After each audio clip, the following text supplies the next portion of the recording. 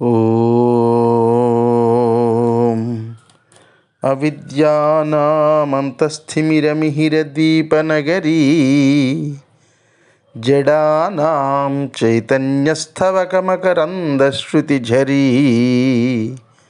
దరిద్రాణాం చింతామణిగుణనిగా జన్మజలధౌ నిమగ్నానాం దంశామురరిపువరాహస్య భవతి శుక్లాంబరధరం విష్ణుం శశివర్ణం చతుర్భుజం ప్రసన్నవదనం ఛాయేత్ సర్వవిఘ్నోపశాంతయేత్ వందే గురుపదద్వంద్వమవాన్మానసగోచరం రక్తశుక్లప్రభామిశ్రమతర్క్యం త్రిపురం మహః సానందమానందమనే వసంతం ఆనందకందం హతపాపబృందం వారాణసీనాథమనాథనాథం శ్రీ విశ్వనాథం శరణం ప్రపద్యే.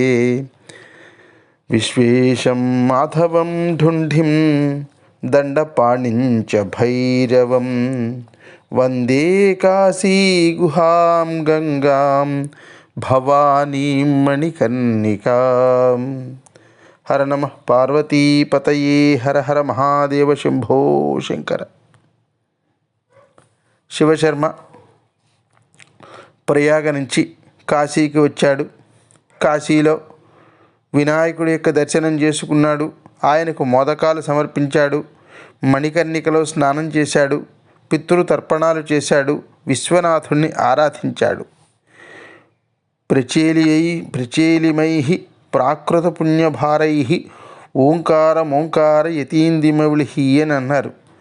బ్రహ్మగారు సృష్టించినటువంటి ఆ స్వర్గం కన్నా కూడా ఈశ్వర సృష్టి అయినటువంటి వారణాసియే గొప్పది అని అంటారు. కాశీలో ఆ గంగానదీ జలం, ఒక్క చుక్క ఆ గంగానదీ జలం యొక్క నీరు తాగితే ఇంకా పునర్జన్మ ఉండదు. కాశీలో నివాసం ఉంటూ మహాదేవ మహాదేవ శంభో అని అనుకునేటటువంటి వారంతా కూడా నంది, భృంగి, శృంగి ఇలా శివగణములతో సమానులే. మరణ సమయంలో శివుడు తారక మంత్రాన్ని ఉపదేశిస్తాడు కాశీలో. ఇంతటి మహిమగల కాశీలో ఆయన ఉండిపోతే బాగుండేది, కానీ ఆయన అక్కడ ఉండలేకపోయాడు. ఉండలేక కాశీకి వచ్చేవాడు.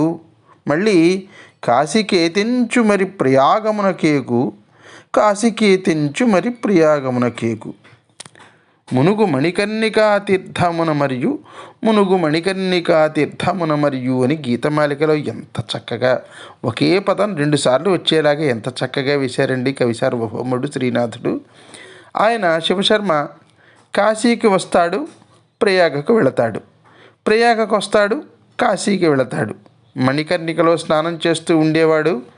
మనుష్యుల యొక్క అంత్యకాలంలో సాక్షాత్తు శివుడు వచ్చి వారి యొక్క కర్ణిక అంటే వాళ్ళ యొక్క చెవులలో తారకోపదేశం చేస్తాడు కాబట్టి మణికర్ణిక అని పేరు వచ్చిందిట. కాదు కాదు కాదు మోక్షలక్ష్మీపురంలో కాశీ మణి లాంటిది. మోక్షలక్ష్మీమణి అయినటువంటి కాశీ యొక్క పాద పద్మములనందలి కర్ణిక కాబట్టి మణికర్ణిక అని. అయ్యయ్యో, ఇంత వృద్ధాప్యం వచ్చేసేదాకా ఇంతటి పరమ పవిత్ర మోక్షపురమైనటువంటి కాశీని దర్శించలేకపోయానని బాధపడ్డాడు. కానీ షటిల్ సర్వీస్ చేసేవాడి కాశీ ప్రయాగ మధ్యలో. సరే, నప్రాప సర్వతీర్థాన్ని తీర్థం కాశ్యాంతి లేతితే అని ఎన్నిసార్లు కాశీని దర్శించినా శివశర్మకు తృప్తి తీరడం లేదు. అప్పుడు అనుకున్నాడు, నేను అనుకున్నటువంటి సప్త మోక్షపురములలో కాశీయే శ్రేష్టమైనది. ఇంకా చూడవలసినటువంటి మోక్షపురాలు ఇంకా అప్పటికింకా 4 మిగిలిపోయాయి. ఆ 4ంటిని కూడా ఒక్కసారి చూసేస్తాను, చూసేసి మళ్ళీ కాశీకి వచ్చేస్తాను. ఈ 4 చూసి మళ్ళీ కాశీకి రావాలి అని అనుకున్నాడు. ఎందుకంటే కాశీలో నువ్వు గింజంత ఖాళీ లేకుండా ఎన్నో తీర్థాలు ఉన్నాయి. 1 సంవత్సరం పాటు అక్కడ ఉన్నా సరే అన్నీ చూడలేకపోయాడు. సంవత్సరం పాటు ఉన్నాడు. సంవత్సరం అక్కడ ఉండి కూడా మొత్తం పూర్తి చేయలేకపోయాడు తీర్థాలన్నింటినీ. నిజానికి ఇంకా కాశీలోనే మరణించాలి అని ఆయనకు అనిపించింది. నా అదృష్టం కొద్దీ పరమ పవిత్రమైనటువంటి కాశీక్షేత్రానికి వచ్చాను అని అనుకున్నాడు. పులకించిపోయాడు. భక్తయోగ పదన్యాసి వారణాసి, భవదురిత శాత్రవఖరాసి వారణాసి, సర్వదీతట సంభాసి వారణాసి, పావనక్షేత్రముల వాసి వారణాసి కదా. ఈ పద్యం సత్యహరిశ్చంద్ర నాటకంలో బలిజేపల్లి లక్ష్మీకాంతం గారు ఎంత అత్యద్భుతంగా సత్యహరిశ్చంద్రుడి యొక్క వృత్తాంతం చెప్తే ఈ పద్యం గుర్తుకు రానిటువంటి వాళ్ళు ఎవ్వరూ ఉండరు. చిన్న తేటగీతిని పద్యంలో చెప్పేశారు బలిజేపల్లి వారు. ధ్యాసము అంటే ఇక్కడ భక్తయోగ పదన్యాసి వారణాసి, భక్తి యోగ పదన్యాసి వారణాసి. న్యాసము అంటే కాసేపు అక్కడ ఉంచడం అన్నమాట. అంటే చూడండి, మనం ఏ వెంకటాచలం తిరుపతో ఎక్కడికో తీర్థయాత్రలకి వెళ్ళినప్పుడు మన ఇంటిలో ఉన్నటువంటి ఏ విలువైనటువంటి వస్తువులో బంగారమో ఇంకేదో, అమ్మ ఇదిగో మేము తిరుపతి వెళ్ళొచ్చేదాకా మీ ఇంట్లో కాస్త జాగ్రత్తగా కాపాడండి, మేము వచ్చిన తర్వాత దీన్ని తీసేసుకుంటాం అంటాం. దాన్ని న్యాసంగా పెట్టడం అంటారు. రామచంద్రమూర్తి 14 సంవత్సరముల పాటు భరతుడికి తన రాజ్యాన్ని న్యాసంగా పెట్టి అడవులకు వెళ్ళారు. వచ్చిన తర్వాత తీసుకుంటాను భరత, నీ పరిపాలించు అని. అలాగే మనకి అంగన్యాసము, కరన్యాసము, అలాగే రుద్రుడికి అభిషేకం చేసేటప్పుడు, లింగాభిషేకం చేసేటప్పుడు లఘున్యాసంతోటో మహాన్యాసంతోటో చేస్తారు. న్యాసము అంటే ఏంటంటే, ఒక రుద్రాభిషేకం చేసామనుకోండి, ఆ రుద్రుడికి అభిషేకం చేసేటటువంటి అర్హత ఈ శరీరానికి ఉన్నదా? ఈ చేతులతోన ఈ మలినమైనటువంటి చేతులతోన ఆయనకి అభిషేకం చేయడం అని రుద్రుణ్ణి మన శరీరం మొత్తానికి ఆవాహన చేసుకుంటాం, న్యాసంగా ఇచ్చేస్తాం ఈ శరీరాన్ని. మహాదేవ శంభో, నువ్వు వచ్చి నా శరీరం అంతా ఆవరించు, కాసేపు నువ్వు నా శరీరాన్ని ఆవరించి నీ అభిషేకాన్ని నువ్వే చేసుకొని మహాన్యాసం చేస్తాం, మన శరీరాన్ని న్యాసంగా ఇచ్చేస్తాం. అది న్యాసం అంటే. న్యాసం అంటే కాసేపు మన వస్తువులని అక్కడ పెట్టడం, మన శరీరాన్ని అక్కడ పెట్టడం. అలాగే అంగన్యాసం, కరన్యాసం కూడాను. అలాగే సరే, భక్తి అంటే అది ఒక యోగం.